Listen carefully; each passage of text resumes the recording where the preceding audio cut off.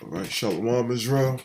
I'd like to give all praises, honor, and glory to YAHAWAH, YAHAWASHI, Dash, double honor to the apostles and the elders of GREATMILLSTONE, and Shalawam to like out there doing this work of faith and live with love, truth, sincerity. All right, Slakia, first and foremost, I'm a little under the weather, so Slakia for that. But I wanted to touch on this new season of the show entitled American Horror Story. Now, each season varies, it's different theme, if you will, each season. But this season, which happened to be the 8th season, is entitled, Apocalypse. Of course, referring unto these last days. And it's funny that they chose the number 8 because as far as certain philosophies and stuff like that go, the number 8 means to build or destroy. So this happened to be the 8th season. So it's like, what time it is. It's time to, for America to be destroyed, in order for our kingdom to truly be built up. So I just found it interesting that they use the 8th season to bring out, this apocalypse season. All right. Now I want to read a little bit on the article and I go through. I can't actually play the clips because I already tried it, and Esau blocked the video. So that's why I'm doing it over now, and I'm gonna just stick on one point with the video, but I want to go through a little bit of this article and read some of what actually happened in the first episode and bring out from scriptures to edify this. All right. And I was pretty hyped up to catch this first episode of this, because I know it would be very telling of what the elites know that we already know they know, but what the mass of the people don't know and don't expect,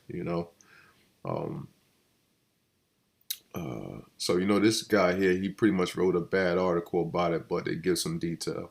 It says, American Horror Stories at the end of his wits. I just want to jump around a few points here. All right, it says, judging by its season premiere Wednesday, American Horror Story Apocalypse, the 8th installment of the series that resets with new characters and settings every time, promises the dumbest story yet. That's because it's not a story. People just look at this and they want you to think that, this is something silly, but this is actually what's going to happen. All right, as we know, that's not to say its premise isn't plausible. Nuclear missiles have been launched worldwide, and a text alert to Los Angeles residents warns that they have an hour until their metropolis is a crater. Now, focus in on that. They get it. People in this episode, they actually get text alerts to their phone to let them know that nuclear destruction is on its way. And this is something that Esau is going to use, just as though some brothers in certain areas, I know within this area, when it's a severe, what they say is going to be like a severe storm or severe weather watch, we'll all get texts in our phones of what's coming to pass. So this is exactly what they proclaim or what they show within the first episode. Like I said, I can't go to all of the scenes to even show you the clips because they have commercials in between, and I would have to let the commercials play out, so I don't feel like going through all of that. And they actually let them know, well, they actually find out that the world as they knew it was destroyed in 1 hour.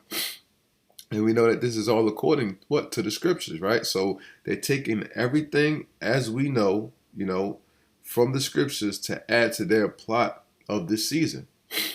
All right, so real quick, this is Revelations 8 and 10. It says, well, I start at verse 9. It says, and the kings of the earth who have committed fornication and lived deliciously with her shall bewail her and lament for her when they shall see the smoke of her burning, standing afar off for the fear of her torment, saying, alas, alas, that great city Babylon, that mighty city, for in 1 hour is thy judgment come. And you can see right? From this clip here, what do you see here? What that nuclear destruction, that mushroom cloud, man. You know, from when you look, hold on, because I want to actually want to get the look on their faces. So, matter of fact, before I get into that, let me get back into this article before I speak on this. All right, so it says, a select few, the rich and the genetically excellent, scramble for hidden bunkers that have been pre-arranged for them. Above ground, fiery destruction appears assured, but underground, a scarcity of resources and an overabundance of prima donnas enable other horrors. So what it says, well, a select few, the rich and genetically excellent. And one thing that they showed is that all you idiots out there that's doing all of this DNA testing and genetic testing, trying to do Ancestry.com and all this, they're taking all of your DNA, man. Because in one scene where they actually go get one young boy from his family, and he's just been accepted to UCLA, and he found out that his world is coming to an end. So you have some agents that show up to his door, and they said they're going to take him, you know, because of his genes, his DNA. And he said, well, how did you get my DNA? He said, you submitted your DNA through one of those platforms. I forgot which one it was, but he submitted his DNA through one of those Ancestry.com type of things, man. So they're taking your DNA and they're using it to study it, man. Everything is at Esau's disposal to use us as lab rats and experimental projects. And that's what they're doing, man. It's not benefiting you to seek out your DNA, your genetic makeup, and none of that stuff, man. So what these select few and these genetically excellent go into hidden bunkers that's prearranged for them. And this is all what, according to the scripture. Amos 9:1. I saw the Lord standing upon the altar, and he said, smite the lintel of the door, that the posts may shake, and cut them in the head, all of them, and I will slay the last of them with the sword. He that fleeth of them shall not flee away, and he that escapeth of them shall not be delivered. Though they dig into hell, going underground, thence shall mine hand take them. Though they climb up into heaven, thence will I bring them down. And though they hide themselves in the top of Carmel, I will search them and take them out thence. And though they be hid from my sight in the bottom of the sea, thence will I command the serpent, and he shall bite them. So, you know, those different areas in which Esau is going to be trying to be hiding, what? We know the Most High is going to seek them out and using us to do so. Right? In Revelation 6 and 15. Because it said what? The rich and the genetically excellent, right? So Revelation 6 and 15. And the kings of the earth, what, the rich, and the great men and the rich men, okay, all rich men, you know, presidents, people of corporations, you know, prime ministers, whatever you want to call them, you know what I'm saying?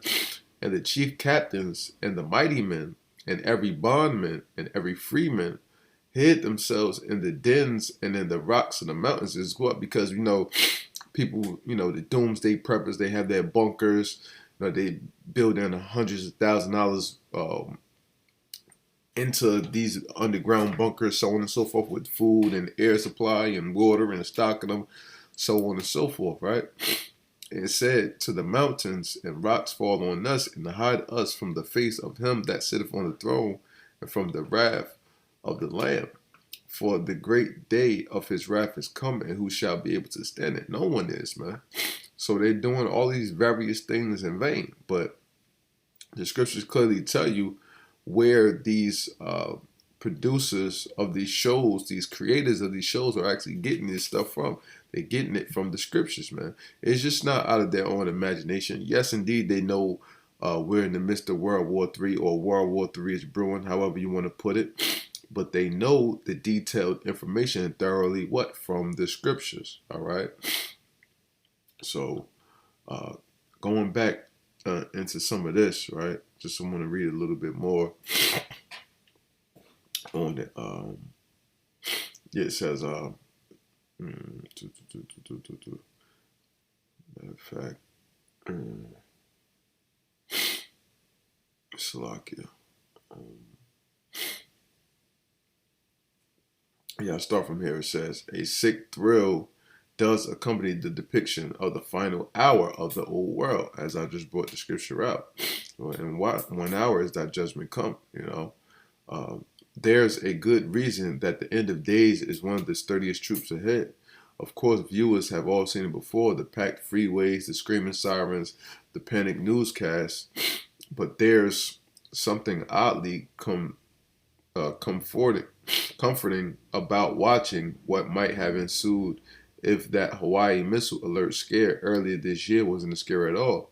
For a hint of relatable pathos, we meet the Campbells, a picturesque nuclear family whose home is visited by agents saying they're taking away their oldest son, Timothy, moments after he's found out he's been accepted to UCLA, to a survival bunker because of his genetic fitness.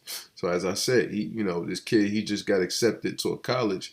Him and his family in there, they just check the email or whatever, and they all happy. And then their father comes in and like, yo, y'all didn't watch the news? Y'all didn't see what's going on?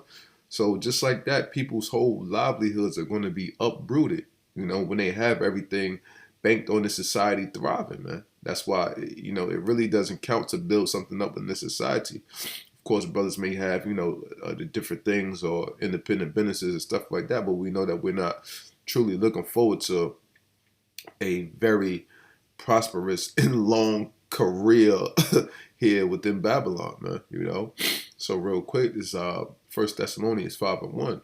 But other times and the seasons, brethren, you have no need that I write unto you. For yourselves know perfectly that the day of the Lord so cometh as a thief in the night. And that's what it caught them off completely guard, because he, is getting happy about college, thinking they about to go. They probably go out to dinner or something to celebrate. Hey, and just like that, the whole world has been uprooted before them, man. Verse 3, it says, for when they shall say peace and safety, because this is what they were thinking. They were thinking peace, safety, a prosperous college, and you having a thriving career. This is all the sights that were in this young man's future, right? Then sudden destruction cometh upon them, as travail upon a woman with child, and they shall not escape, man. So these things are going to hit these people completely by storm. The Most High is definitely coming back as a thief in the night to these people because they're not prepared, man. I believe that was it on this article that I wanted to read. Yeah, that was pretty much it as far as that article, right? And just to hit, as I said, with this point here, I don't even want to attempt to play anything from it, just show the scenes. But you can see that mushroom cloud clearly right there before their eyes. And this lady right here, she had got a call from her father, that said that there's going to be a place available waiting for you. So, these other people came with her, and they headed to those underground bunkers, man. And what you can see the nuclear destruction, the burning in her eyes, man. The flame, from afar, man. So, hey, these people know what time it is, man. These directors, they definitely know what time it is. That's clearly what the mushroom crowd, as it gets into the scriptures, I'm about to get right now. So this is Isaiah 34. And, I just hit straight to the point.